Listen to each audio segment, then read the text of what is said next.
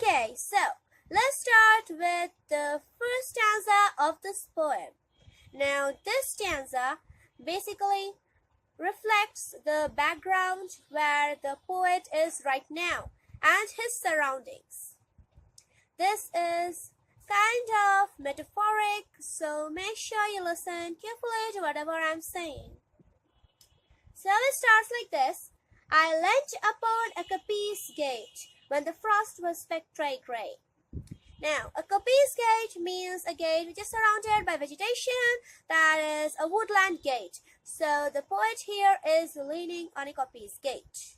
And when I'm saying when the frost was spectral grey, it means that there was frost. It was winter. So this is where the theme of winter starts. The mention of the word frost is really important because this is actually the first time the poet is saying that this background here is winter. So the frost was spectral grey. Grey is the color of sadness, of unhappiness. So what the poet is basically saying here is that it is a horrible image of unhappiness, of sadness, and that there is frost and it is a cold winter. Now let's continue. So I leant upon a coppice gate and the frost was spectral grey, and winter's dregs made desolate the weakening eye of the day. So the winter's dregs made desolate means that whatever the poet was seeing in front of his eyes was actually the residue of winter. It was the wasteful, cold, unhappy residue of winter. And the weakening eye of the day. The eye of the day is the sun.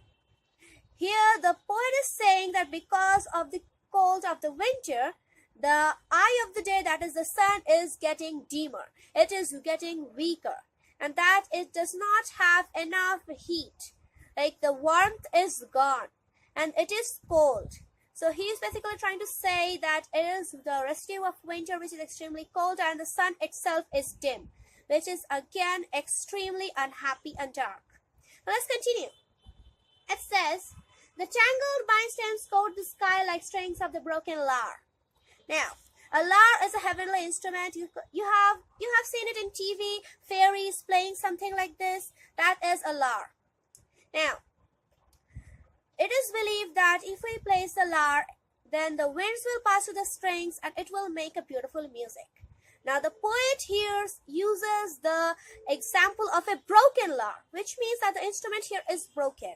And it says that there are tangled vine stems. So the vine stems are looking like the strings of a broken lyre, a broken heavenly instrument, which is again a dark stream, a very dark theme, and it shows that the heaven itself, or the fairies, the gods, they are broken right now because that this is probably the last century where people still believe in God.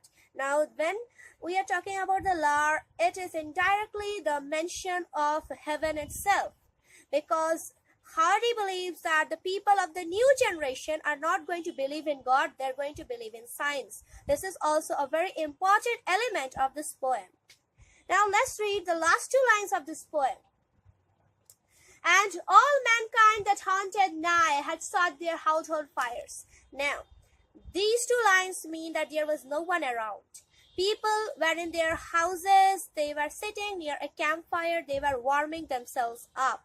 It means that there was no soul around him, he was lonely.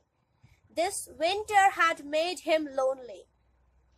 Now, once again, this is again a dark theme which shows darkness, that people are not out, they are inside their houses. This is what happens in a typical winter. This is why I said that in the Western countries, winters are like nightmares. People cannot go out of their house because of the extreme cold. So, this was basically the explanation of the first stanza. Now, we will move on to the next stanza.